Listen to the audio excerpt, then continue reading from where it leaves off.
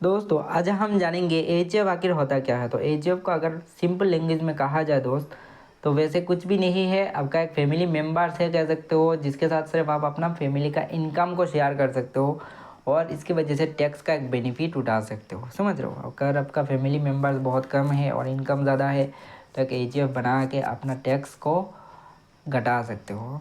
ठीक है, इतना आसान लैंग्वेज में हमने समझाया। ठीक है, देन उसके बाद है, देखो दोस्त, एचएफ का क्या क्या चीज़ होता है। खुद का पैन कार्ड होता है खुद का।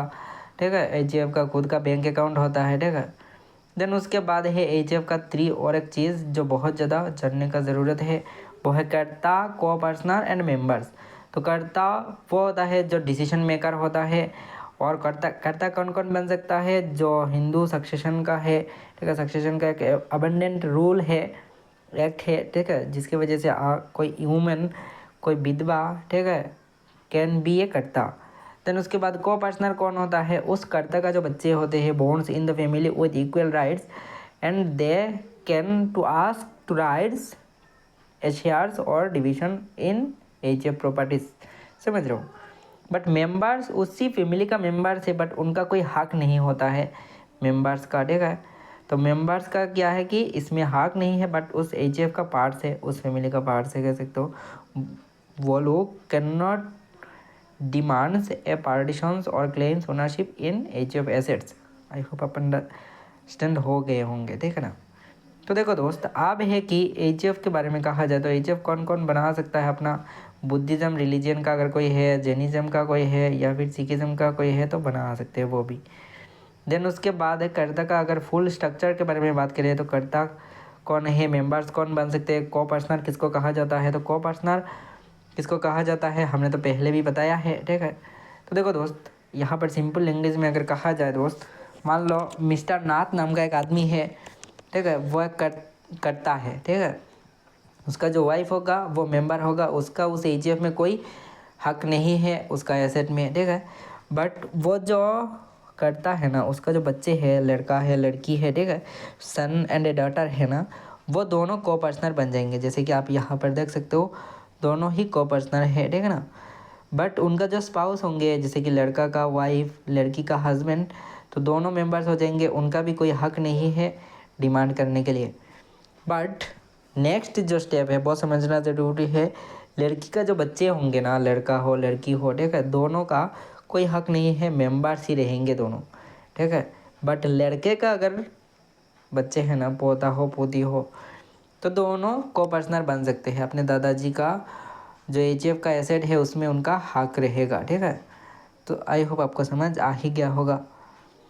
तो देखो दोस्त, अब है कि कर्ता के बाद कहा जाए तो इसको रजिस्ट्रेशन कैसे करना है। तो रजिस्ट्रेशन करने के लिए आपको क्या करना है, खुद का बैंक अकाउंट नहीं चाहिए। ठीक है, बट एचएफ का बैंक अकाउंट चाहिए, पैन कार्ड चाहिए, कर्ता का भी पैन कार्ड चाहिए, एड्रेस प्रूफ चाहिए, एड्रेस प्रूफ चाहिए दोनों का, केवाईसी डिटेल्स। ठीक है, देन उसके बाद एचएफ का ड्यू के लिए साइन ज़रूरी है, मेंबर्स का, को पर्सनर्स का एंड कर्ता का।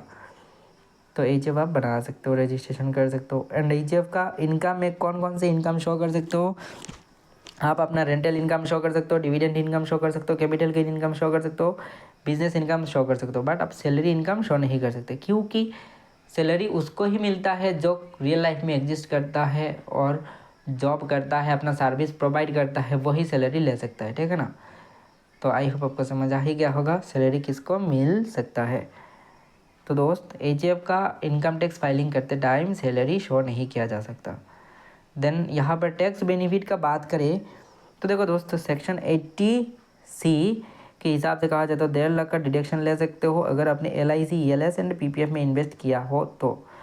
एंड सेक्शन 80D के बारे में कहा जाए तो टैक्स से डिडक्शन ले सकते हो प्रीमियम का, हेल्थ इंश्योरेंस अगर एचएफ का मेंबर्स का लिया है तो।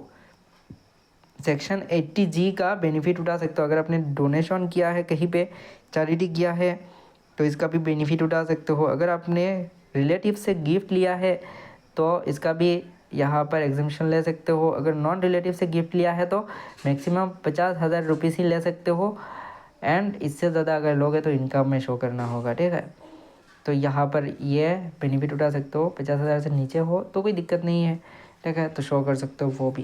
देन उसके बाद है सेक्शन 54, ठीक है, इसको तो आपको समझ आ ही गया होगा।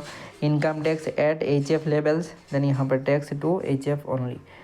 देन कैपिटल गेन एग्जामेशन के बारे में बात करें तो यहाँ पर क्या है कि अगर आपने कैपिटल गेन किया है और री इन्वेस्ट कर दिया उस अमाउंट को, तो आपको कोई भी कैपिटल के बदले टैक्स नहीं देना है, ठीक है। देन है दोस्त टैक्स का स्लैब।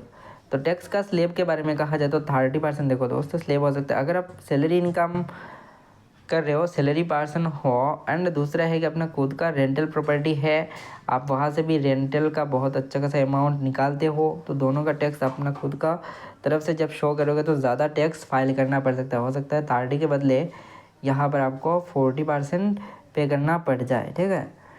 तो इस 40% को पे करने का कोई रीज़न है क्या? अगर आपका खुद का HF है तो अब HF के नाम पे अगर आप अपना प्रॉपर्टीज़ को ट्रांसफ़र कर दोगे तो आपको 2.5 लाख तक का डिडक्शन मिल जाएगा, ठीक है। लाइबिलिटी इन नियरली नील, तो समझ सकते हो। तो ये आप करके अपना टैक्स स्लैब को 40 से 30 कर सकते हो। देन उसके बाद है अगर आपने अपना जो है ना HF के थ्रू लोन लिया है, होम लोन को बरबार बना दिया है आपने, ठीक है, अब सैलरी पर्सन हो तो देखो दोस्त, सेक्शन 24 का एक रूल है जिसके वजह से आप लॉ है जिसकी वजह से आप 2 लाख का इंटरेस्ट डिडक्शन ले सकते हो सेपरेट फ्रॉम इंडिविजुअल्स क्लेम्स, ठीक है। तो है ना कमाल का चीज़। तो दोस्त ये वीडियो सिर्फ इन्फॉर्मेशन पर्पज़ के लिए है, कोई भी इन्वेस्टमेंट एडवाइस नहीं है।